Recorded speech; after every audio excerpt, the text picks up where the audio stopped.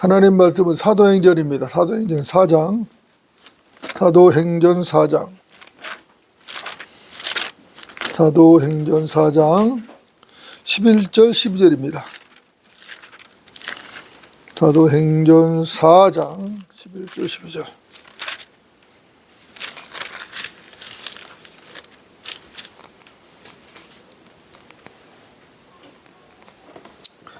다 찾으셨으면 제가 버뜨려 읽겠습니다. 이분은 너희 건축자들이 쓸데없다고 제쳐놓은 돌이었지만 모퉁이의 머릿돌이 되었느니라. 그러므로 다른 이에게는 구원이 없나니 이는 하늘 아래서 우리가 구원을 받을 수 있는 다른 이름을 인간에게 주신 적이 없음이라고 하더라. 아멘.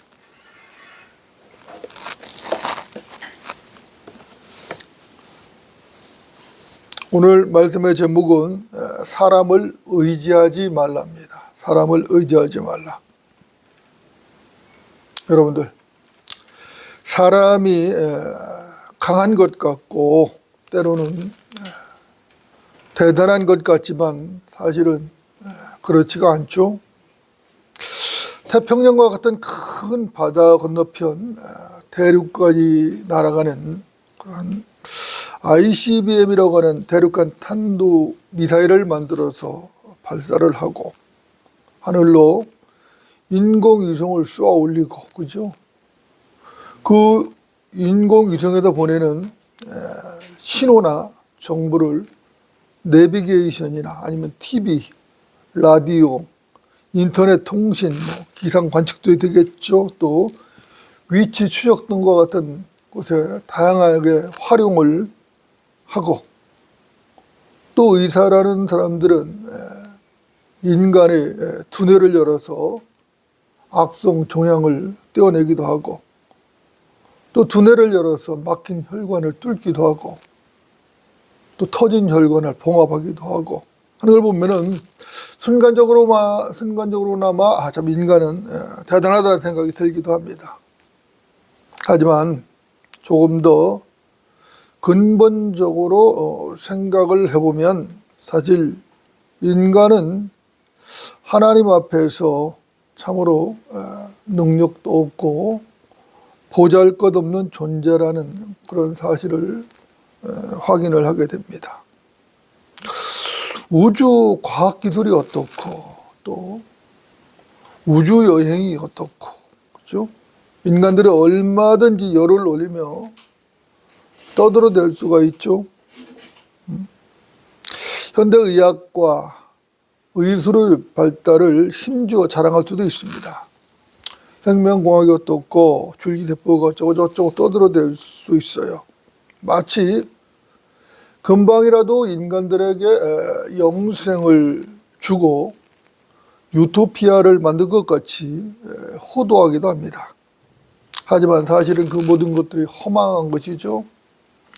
인간은 반드시 죽는 것이고, 죄의 삭선 사망이기 때문에 인간은 죽는 것이고, 그 죽음을 막을 방법은 인간으로서는 도저히 어찌할 수 없는 것입니다. 어찌할 방법이 없어요. 사실은 인간이라는 것이 내일에 어떤 일이 일어날지, 오늘 무슨 일이 일어날지도 사실 모르는 게 인간인 것이죠. 그래서 호흡이 자신이 숨을 쉬고 있지만은 그 호흡이 언제 끝날지도 사실은 알 수 없는 게 우리 인간인 것입니다. 먼저 이사야서 31장을 보겠습니다. 이사야서 31장. 이사야 31장입니다. 이사야 31장 1절부터 3절입니다. 이사야 31장 1절부터 3절.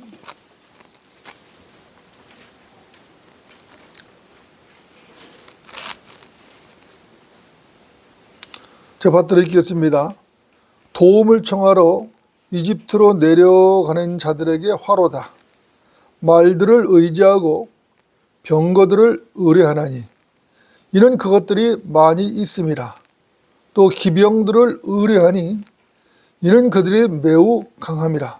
그러나 그들은 이스라엘의 거룩한 분을 바라보지 아니하며 주를 찾지도 않는도다.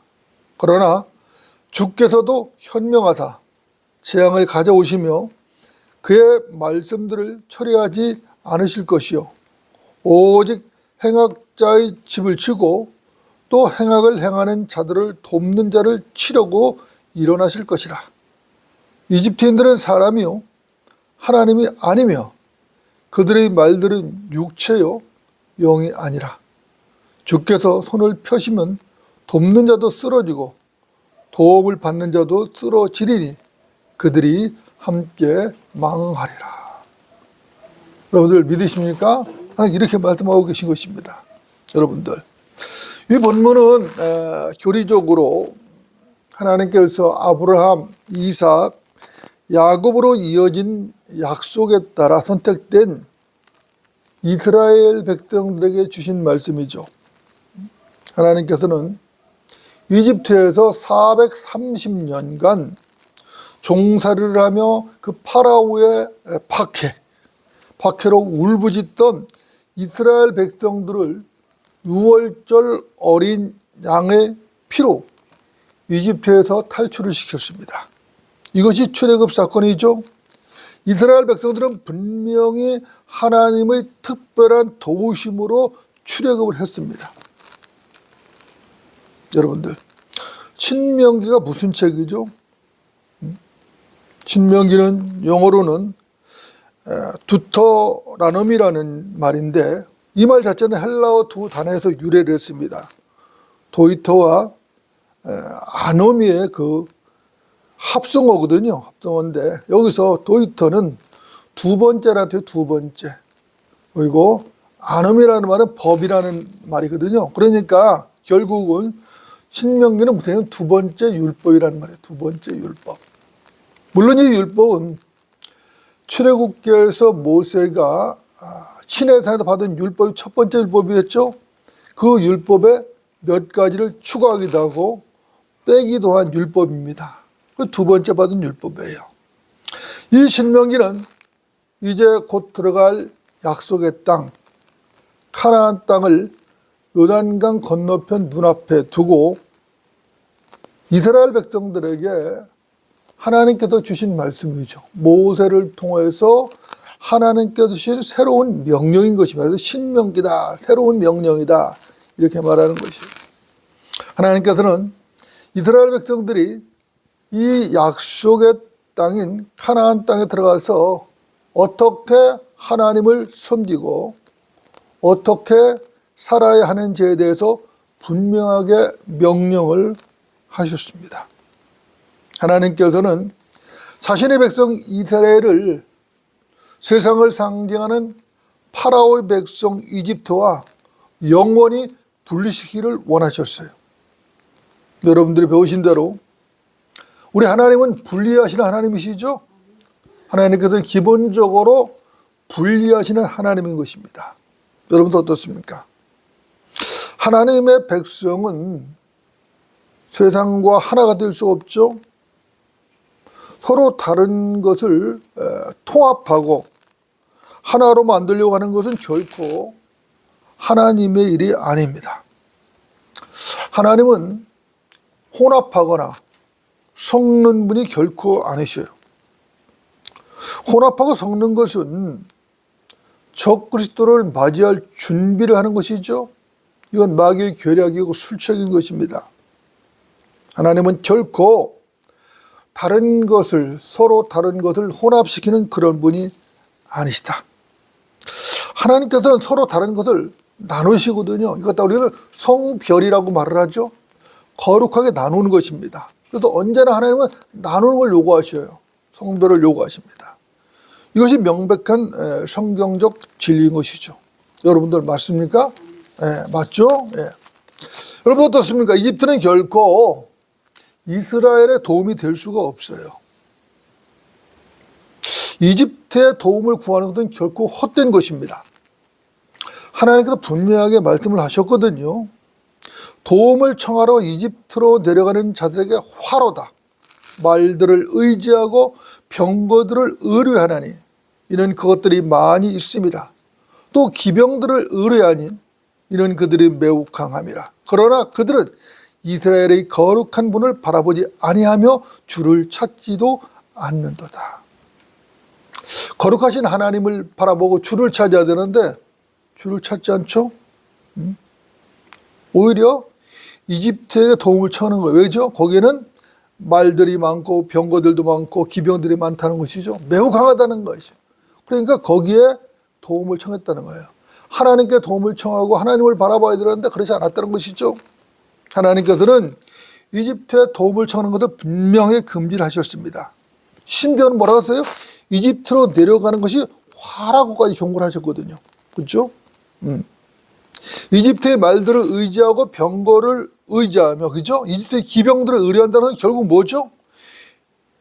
이집트의 병력이 많았다는 것이죠. 매우 강했다는 것이에요. 그렇기 때문에 그것을 바라보고 그들에게 도움을 요청한다는 것이죠. 그렇죠? 그런데 이집트가 아무리 병력이 많고 말들이 많고 기병들이 많고 강하다 할지라도 만군의 주 하나님의 백성이 이집트로 도움을 청하러 간다는 것은 결코 옳은 일이 아니라는 것입니다. 여러분들, 이스라엘은 분명히 하나님의 백성이죠. 선택된 하나님의 백성입니다. 그들은 아브라함, 이삭, 야곱으로 이어진 하나님의 약속에 따라 선택된 특별한 민족인 것이에요.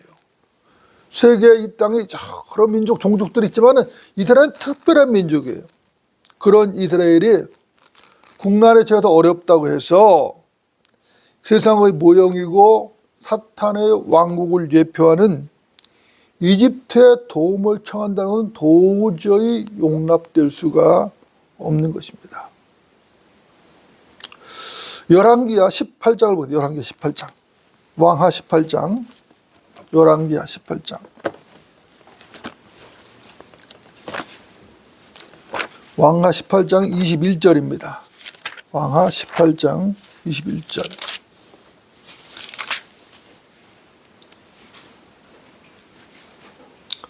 열왕기하 18장 21절.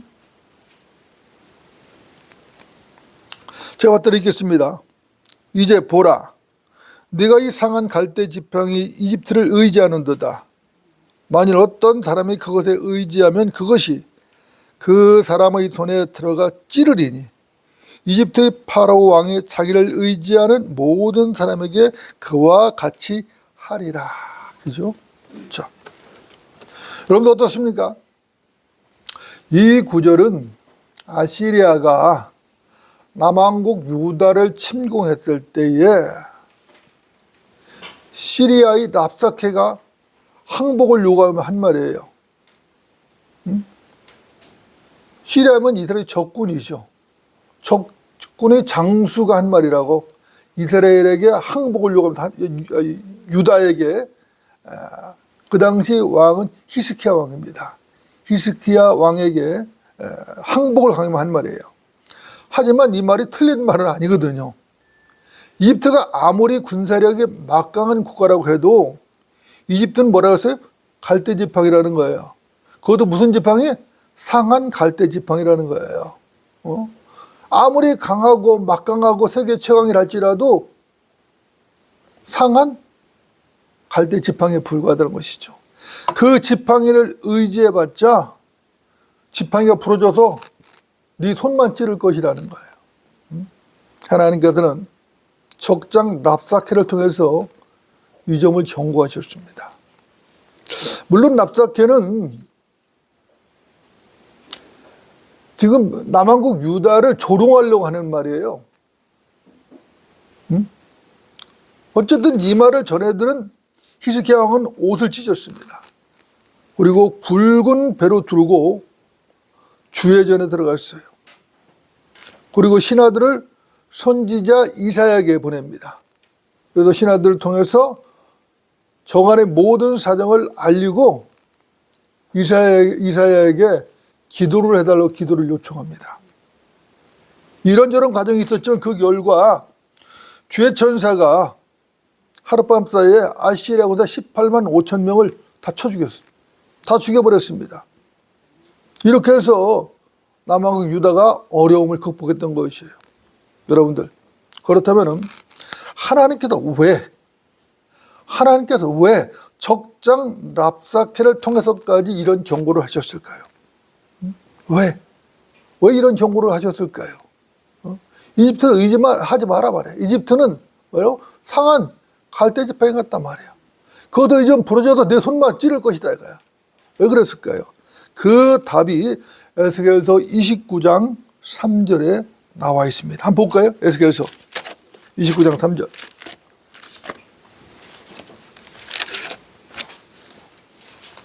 에스겔서 29장 3절입니다.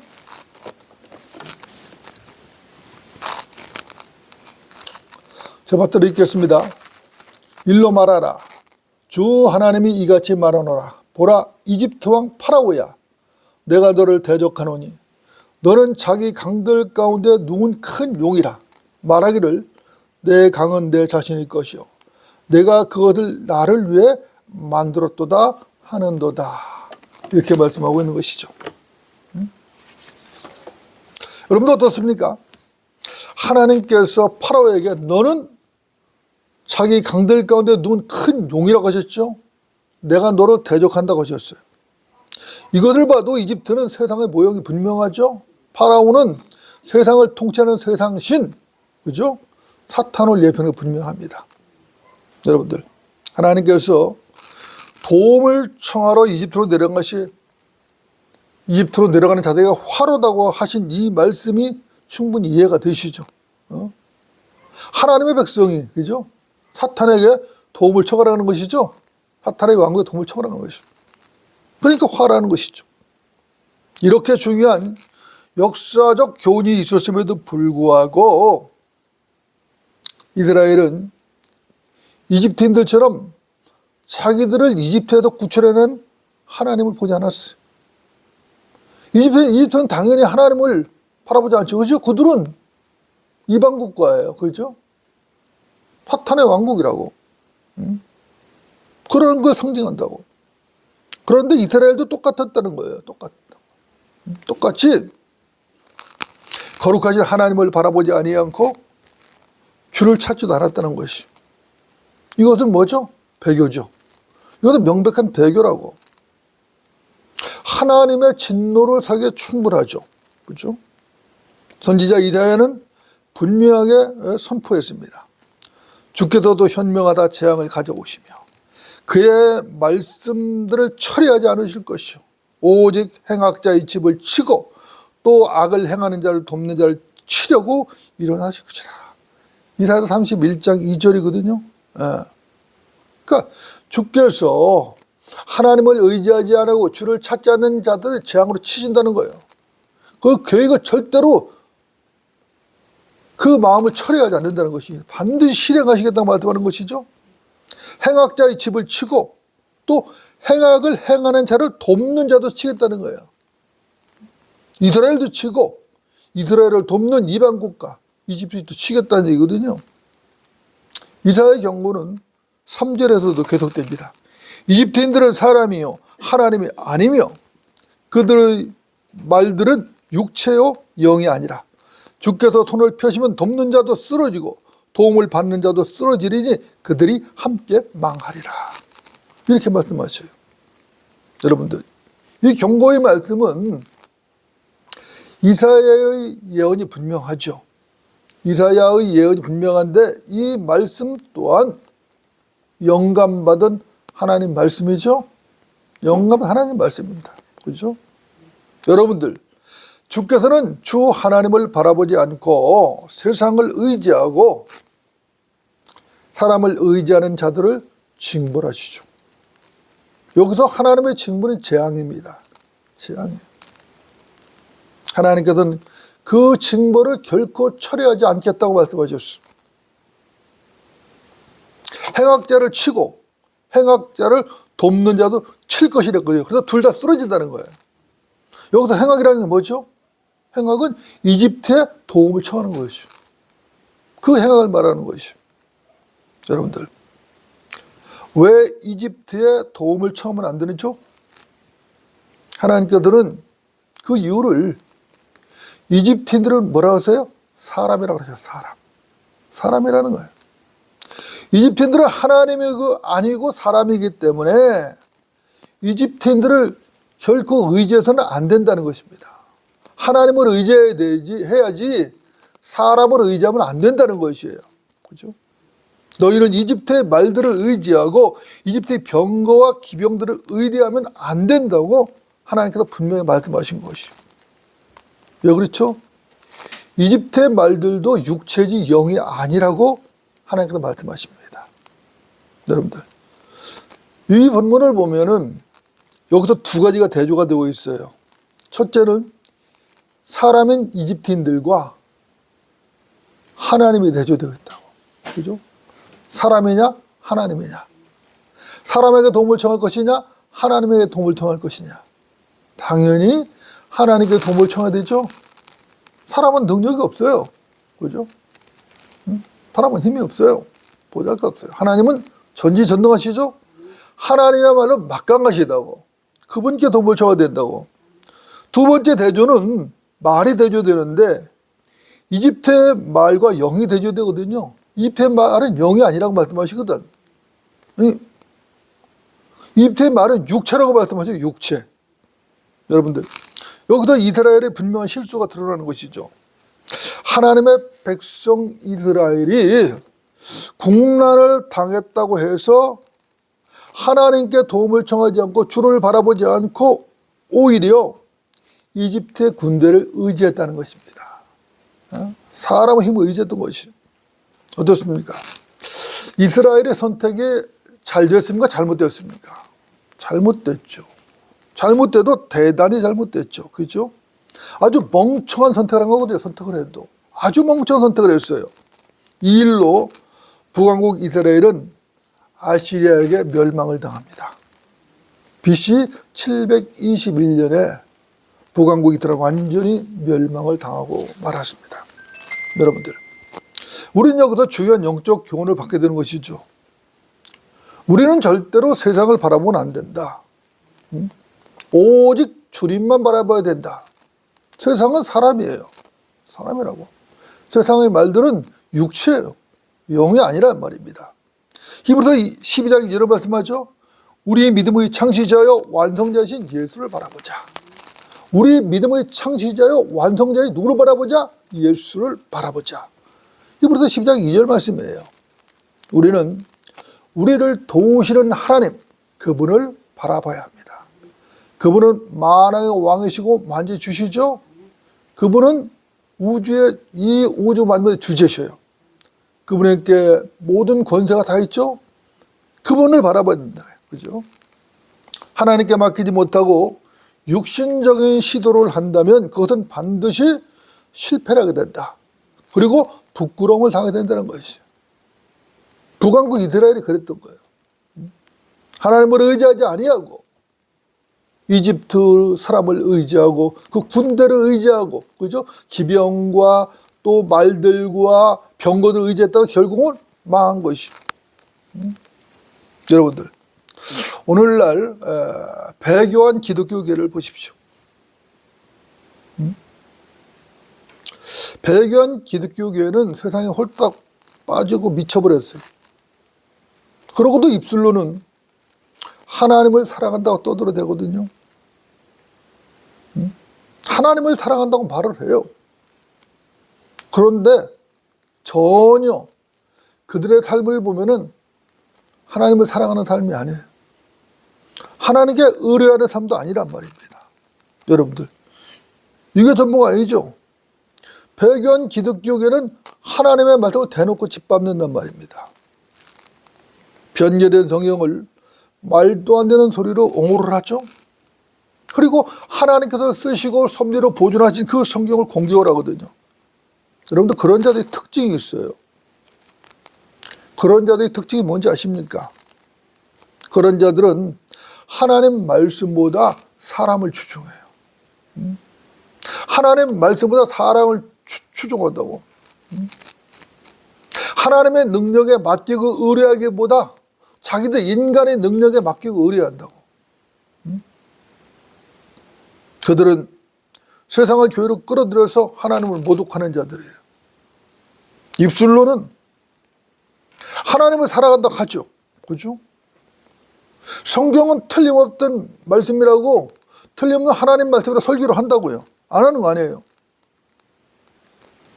그럼에도 불구하고 신약 성경만 해도 13구절이나 통째로 삭제된 그 성경에 대해서는 이런 반고 단 한마디도 제대로 된 설명을 안 하는 것이요. 오히려 사본들이 오래돼서 낡아 없어졌다느니, 그 구절들이 없어도 신앙생활에 아무 문제가 없다니 하는 등등 구차하고 어리석은 궤변만 늘어놓는다고. 여러분들, 이것이 정상인가요? 정상이 아니죠. 이것은 절대로 정상이 아닙니다. 이것은 무지고 배교인 것입니다. 그들이 말로는 하나님 말씀을 믿는다고 하죠. 성경을 믿는다고 하지만 사실은 하나님 말씀 믿지 않는 게 분명한 것이에요. 믿지 않는 것이에요. 여러분들 들어보십시오. 마태복음 24장 35절에 이렇게 말씀합니다. 하늘과 땅은 없어져도 내 말들은 결코 없어지지 아니하리라. 자, 하늘과 땅은 없어져도 내 말들은 결코 없어지지 않는다고 말씀하셨어요. 그런데 왜 없어졌죠? 하나님이 거짓말했나요? 예수님이 거짓말했나요? 예수님이 거짓말을 하시는 분이라면 믿을 필요가 없죠. 예수 그리스도를 믿으면 구원을 받는다고 말씀하셨는데 그 말을 어떻게 믿는 거예요? 거짓말하는 제가 하는 말을. 고졸의 아비는 마귀예요. 예수님은 참 하나님이시라고. 하나님은 결코 거짓말하지 않으신다고. 그 하나님께서 하늘과 땅은 없어져도 내 말들은 결코 없어지지 않는다고 말씀하셨는데 왜 없어졌냐고. 말이 안 된다고. 시편 12편 6절 7절은 말씀하죠. 주의 말씀들은 순수한 말씀들이라. 흙도가니에서 단련되어 7번 정화된 은 같도다. 오 주여, 주께서 이 말씀들을 간수하시리니 주께서 이 세대로부터 영원토록 그것들을 보존하시리이다. 그죠? 하나님께서 이 말씀들을 간수하신대요. 언제까지? 이 세대로부터 영원까지, 영원토록 보존하시다 말씀하셨어요. 그렇다면은 당연히 보존이 돼야 되죠. 보존된 말씀이 있는 거예요. 분명히 있는 거라고. 그런데도 그들은 이것을 외면해버리는 것이요. 그러면서 변제된 성경, 삭제된 성경을 옹호하는 것이요. 그리고 오히려 보존된 성경을 공격하는 것이요. 여러분 어떻게 생각하십니까? 앞뒤가 안 맞죠? 분명히 그들은 배교자인 것입니다. 그런 배교자들에게 하나님께서 함께 하신다고요? 함께 하실 수 없죠. 이번에는 골로새서 2장을 좀 보겠습니다. 골로새서 2장. 골로새서 2장. 신약 성경입니다. 골로새서 2장.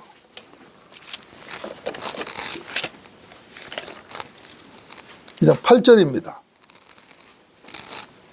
골로새서 2장 8절. 제가 받들어 읽겠습니다.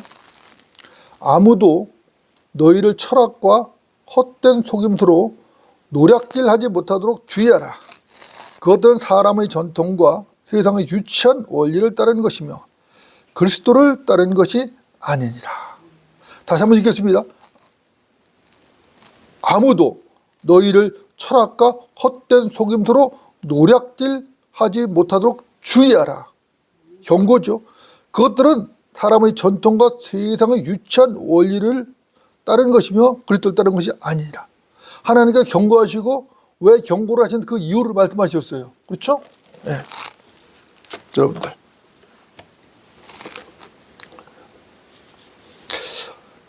본문도 명백한 경고의 말씀인데 바울이 경고를 했거든요. 철학과 헛된 속임수를 경고했어요.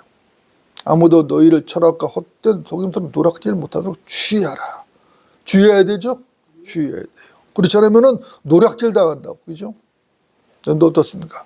이 말씀도 분명히 사도 바울이 기록했죠. 사도 바울이 골로새 성도들을 위해서 보낸 편지란 말입니다. 하지만 이 말씀도 틀림없이 영감받은 하나님 말씀이에요. 그죠?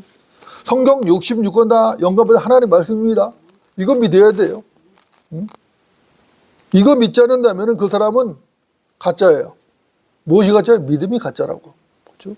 여러분들, 기독교인이라는 사람이 성경이 자기가 읽고 배우고 공부하고 하는 성경이 영감받은 하나님의 말씀이라는 것을 확신하지 못한다면은 그것은 그리스도인이 아니죠. 그건 종교인이라고. 종교인이라고. 자기가 믿고 날마다 읽고 배우고 또 실행해야 될 이 성경이 영감받은 하나님 말씀이 아니라면 인간의 말 아니에요. 인간의 말을 믿어서 뭐 할 것이고 실행해서 뭐 할 거. 인간 다 거짓말쟁이인데 해도 뭐 할 것이. 그죠? 그건 그리스도인의 자세가 아니라고. 이건 절대로 분명히 종교인이라고. 그죠? 그런 사람하고는 더 이상 나눌 이야기가 없어요.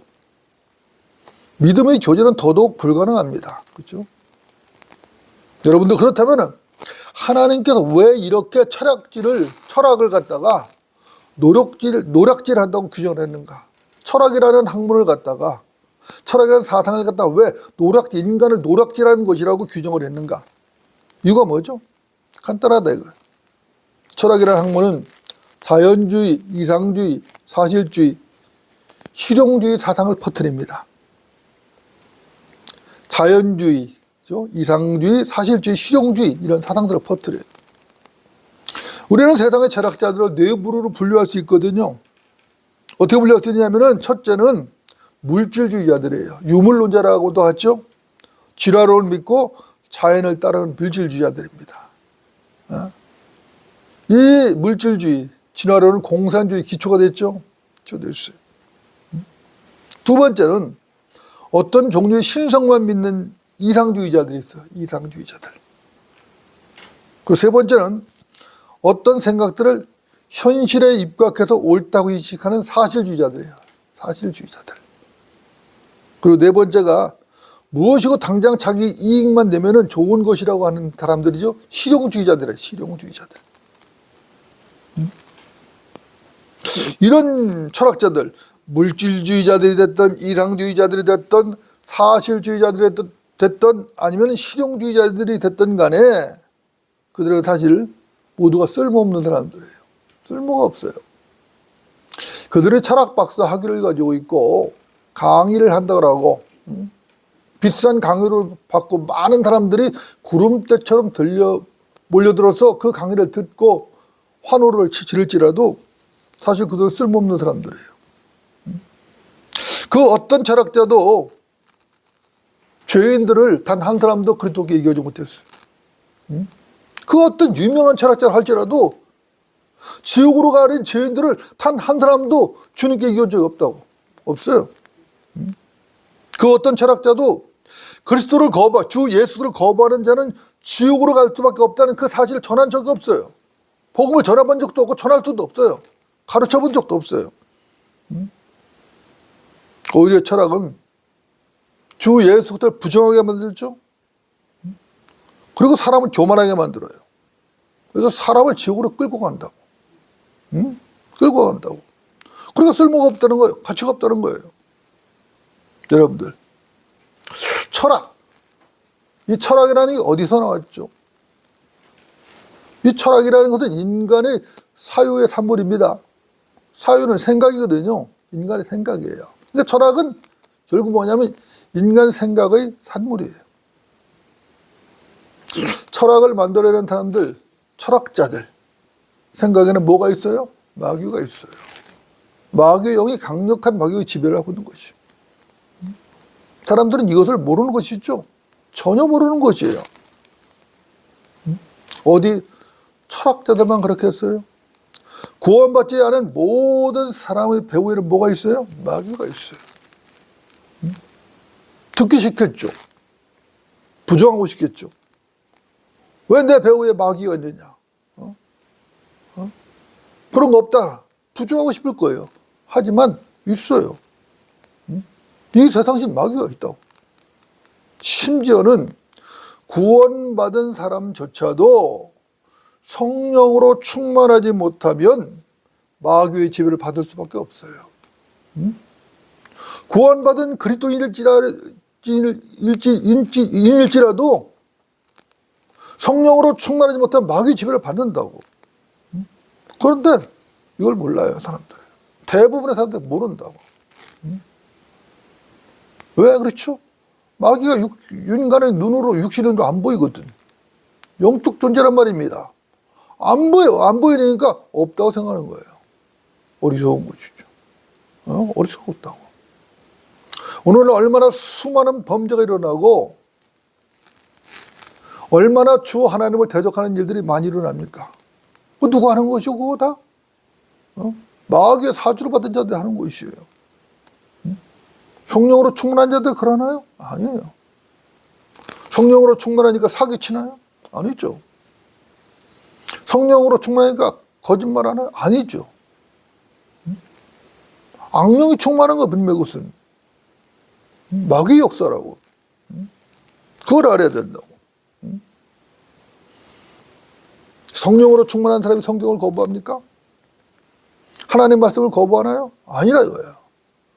악령으로 충만한 사람이 하나님 말씀을 거부하는 것이에요. 악령의 지배를 받는 사람이 하나님 말씀을 거부하는 것이라고. 진리를 부정하는 것이라고. 영적 무지죠. 그런데 이것을 알려줘도 수용을 하지 않아. 인정을 하지 않으려고 그래. 거부해버리거든. 부정해버리거든. 영적인 무지라고. 무지. 인간은 인간의 혼을 노략질하기 위해서 고안된 학문을 조심해야 돼요. 모든 사람이 조심해야 돼. 철학이라는 것은 분명히 인간의 혼을 노략질하기 위해서 고안해낸 그러한 학문이라고. 마귀의 작품이라고. 겉으로 보기에는 고상해 보이죠. 철학하면은. 뭔가 고상해 보이고 뭔가 그렇다. 하지만 철학은 속임수예요. 철학이라는 것은 보기에도 즐겁고 현명하게 할 만큼 탐스럽다고. 그러나 철학은 독약이에요. 철학은 사람을 망치는 독약이라고. 이것은 절대로 그리들 따르는 게 아니라고. 사람의 전통과 세상의 유치한 원리라고. 세상의 유치한 원리를 사람들은 뭐라 해요? 고상하다고 말하는 거예요. 학문 중에서 최상위라고 말하는 것이. 물론 사실은 유치한 원리예요. 진짜 고상한 것은 주 예수 그리스도를 아는 지식이라고.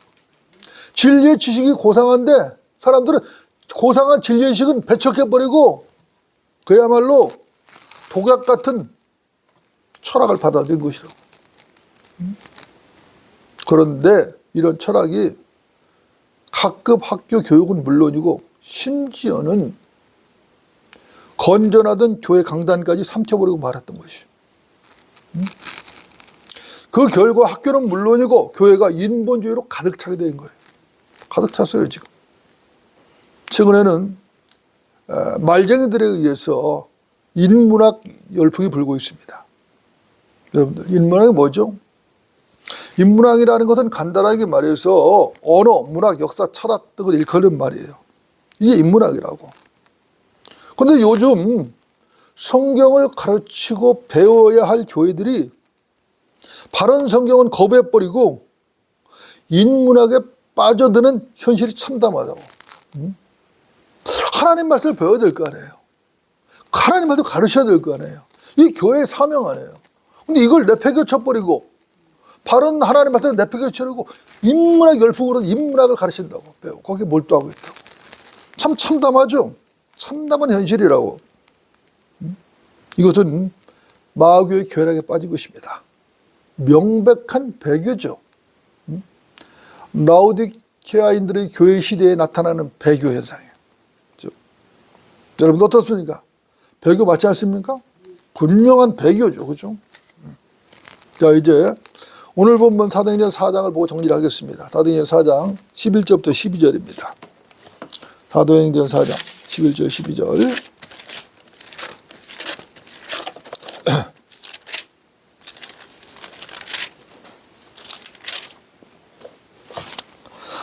제가 받들어 읽겠습니다.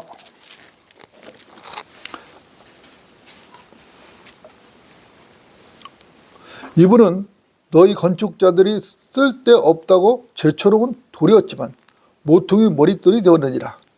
그러므로 다른 이에게는 구원이 없나니 이는 하늘 아래서 우리가 구원을 받을 수 있는 다른 이름을 인간에게 주신 적이 없음이라고 하더라. 여러분, 아멘이죠? 그죠? 여러분들, 이 세상 죄인들에게 구원을 줄 수 있는 유일한 이름이 있죠. 그 이름은 주 예수 그리스도입니다. 그죠? 주 예수 그리스도밖에는 구원을 줄 만한 이름이 없어요. 없어요. 갖가지 사이비 교주들이 나와서 자기 이름으로 구원받는다고 말하고, 심지어는 자기 이름으로 기도를 시키고 이런 일들을 저지르고 있는데 말짱 뭐예요? 거짓이죠. 사기입니다. 마귀짓이에요. 그렇죠? 예수 그리스도 외에는 구원받을 만한 다른 이름이 없어요. 이게 성경적 진리죠. 그죠? 이 본문은 지금 1차적으로 유대인들에게 주신 말씀입니다. 그래서 여기서 구원이라는 개념도 죄인이 지옥으로 받는 구원을 말하는 것은 아니에요. 혼의 구원과는 다른 의미로 쓰였거든요. 본문 11절에 너희가 나오고 12절에는 우리라는 말이 나왔어요. 이 너희와 우리 누구냐면은 분명히 이스라엘 민족을 말하는 것이거든요. 하지만 하늘에서 우리가 구원을 받을 수 있는 다른 이름은 인간이 주신 적이 없다고 하신 이 말씀은 로마서 10장 9절로 10절이 전조가 되는 중요한 말씀이에요. 따라서 이 본문을 교회 시대에 적용해도 아무런 문제가 없어요. 아무런 문제가 없어요.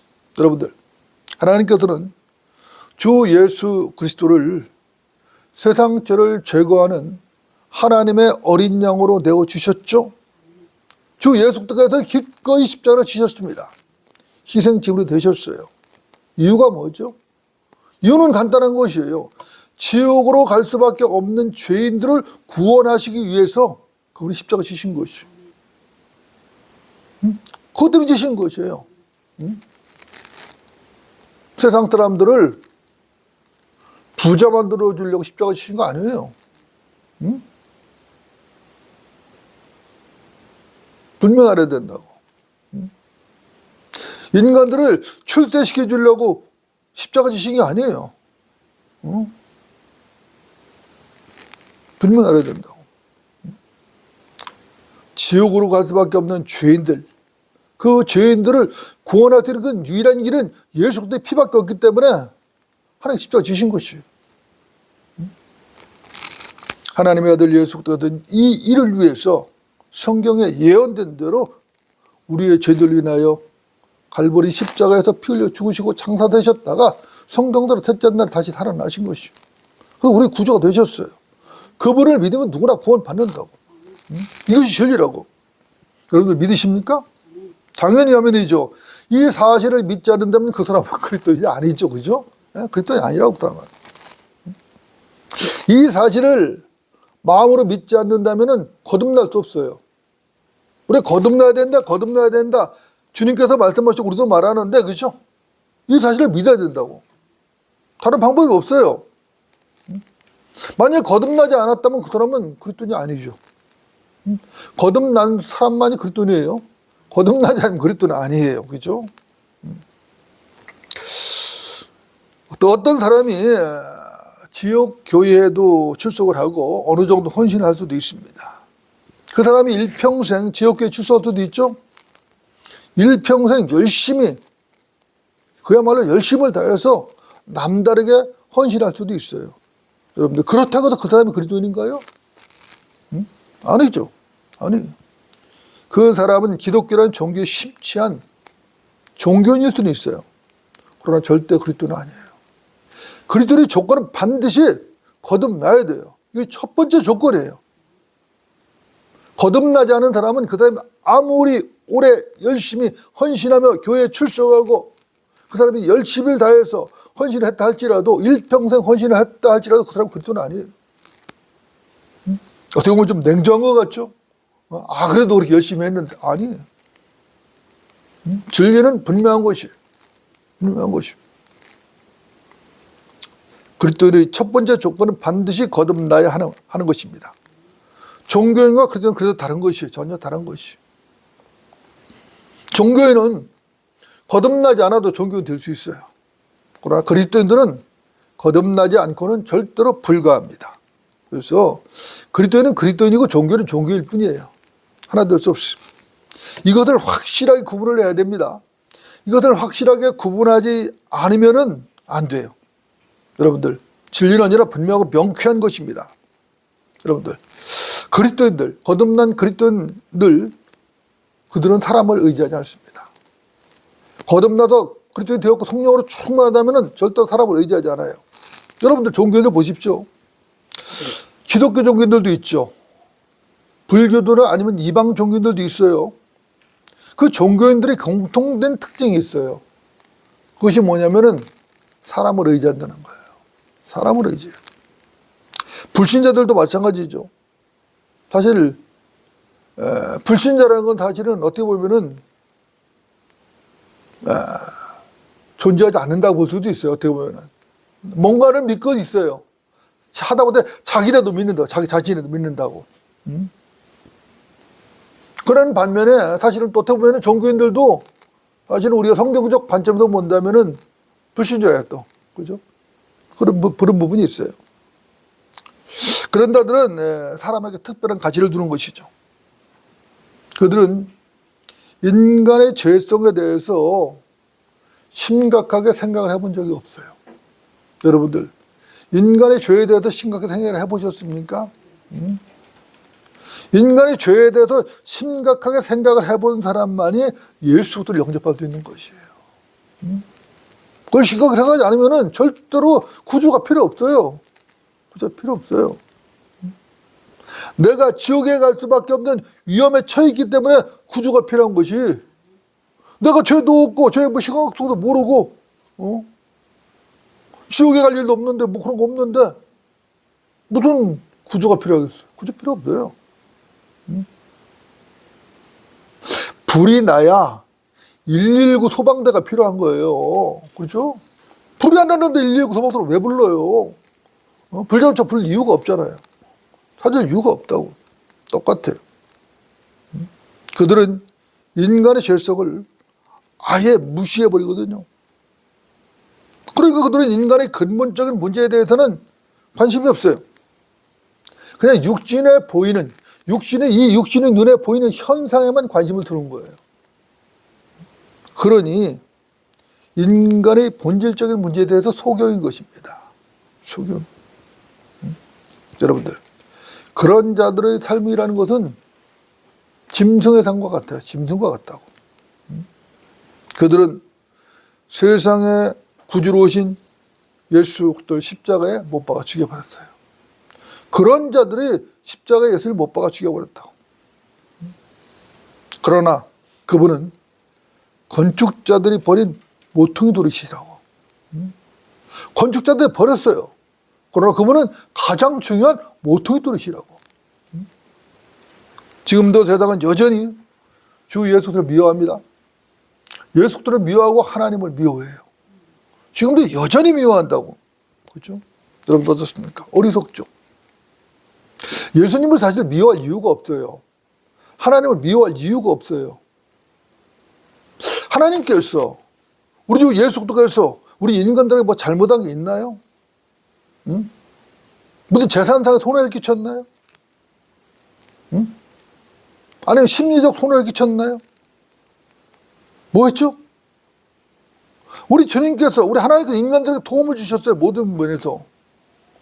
선의를 베푸셨다고. 사랑을 베푸셨다고. 자비를 베푸셨다고. 그런데 이유 없이 미워하거든요. 왜 그러겠어요? 마귀의 영에 지배부터 온 거예요. 간단한 것이에요. 그죠? 미워할 이유가 없어요. 그런데 세상을 미워한다고. 우둔하죠. 어리석죠. 그들은 창조주를 거부하고 피조물을 경배한다고. 창조주를 경배해야 되는데 창조주를 거부해버려요. 그리고 피조물을 경배한다고. 그들의 지식 가운데 하나님 두기를 싫어하는 거예요. 지식 가운데 가장 고상한 지식인 예수 그리스도를 도와야 되는데 그걸 싫어하는 거예요. 싫어하는 거예요. 예수님 옛자만 들어도 싫어. 하나님 하자만 들어도 싫어. 싫어. 그리고 쓰레기 지식을 잔뜩 들어놓고 집어넣은 거예요. 쓰레기 같은 세상 지식만 잔뜩 집어넣은 거예요. 진짜 고상한 지식은 다 배척해버리고 다 배척해버리고 거부해버리고 쓰레기 같은 지식을 넣고 그거 갖고 서로 답답하죠. 답답하죠. 그죠? 예레미야 17장 5절 이렇게 말씀합니다. 주가 이같이 말하노라. 사람을 신뢰하는 사람과 육신을 그의 무기로 삼는 사람과 그의 마음이 주로부터 떠나는 사람은 저주를 받으리라.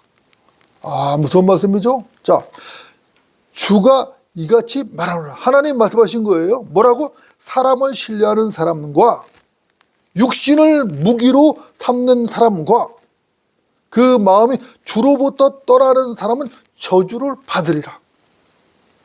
예레미야 17장 5절 말씀입니다.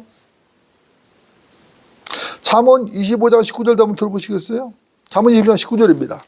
고난의 때에 신실하지 못한 사람을 의뢰하는 것은 마치 부러진 이와 탈골될 발 같으니라. 아니, 자, 이가 부러졌어요. 부러진 이 뭐하죠? 그 부러진 이가 그 음식을 먹을 수 있나요? 아무 쓸모 없어요. 그죠? 탈골될 발. 발이 탈골됐어요. 그 발로 걸을 수 있나요? 아무 쓸모 없어요. 걸을 수가 없어요. 그거 같다는 거 똑같다는 거예요. 그냥 고난의 때에 신실하지 못한 사람을 신뢰하는 것은 마치 부러진 이와 탈골된 발 같으니라. 잠언 25장 19절 말씀입니다. 하나님께 분명히 말씀한 것이죠. 사람이 절대로 사람으로 의지하면 안 된다 말이야. 누구를 의지하라? 하나님을 의지하라 말이야. 하나님만. 자, 한 구절 이 구절 한번 찾아보겠습니다. 이사야서 2장 22절입니다. 이사야서 2장 22절. 이 구절 찾아보고 마치겠습니다. 이사야서 2장 22절. 이사야 2장 22절. 이사야 2장 22절입니다. 제가 드리겠습니다. 너희는 사람에게 의존함을 그치라. 그의 호흡은 그의 콧구멍에 있으니 그가 존중받을 것이 어디 있느냐.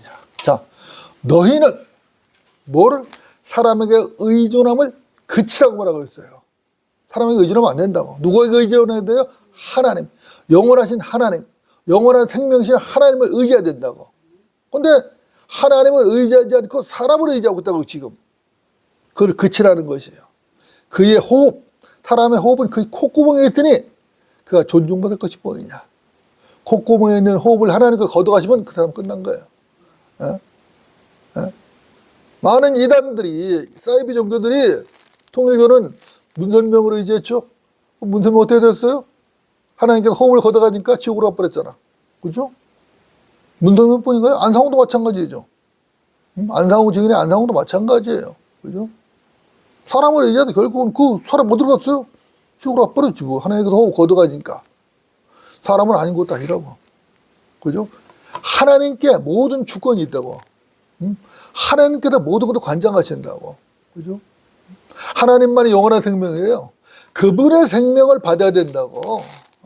그래야지. 사람을 의지해도 될 게 아니에요. 그죠? 인간은 존중받을 것이 없어요. 하나님이 높임을 받아야 되죠. 하나님 높임을 받아야 돼요. 하나님을 높이고 거듭난 그리스도인들은 그리스도의 몸이 됩니다. 하나님께서 우리를 하늘로 데려가시고 우리를 영화롭게 하실 것이에요. 우리 몸을 그야말로 하늘에 속한 몸으로 바꿔주실 것이에요. 변화시킬 것이에요. 영광스러운 몸이 된다고. 영광스러운 몸이. 변모된다고. 여러분들 어떻습니까? 여러분들은 누구를 의지하고 사십니까? 여러분들도 혹시 사람을 의지하지 않습니까? 아니면 하나님을 의지하십니까? 오직 하나님만 바라보고 하나님을 의지하는 우리 주 예수 그리스도 그분이 하나님이시죠? 그분을 믿고 그분을 바라고, 그죠? 그분만 의지하는 성도들이 되어야 할 것입니다. 아멘. 기도하시겠습니다.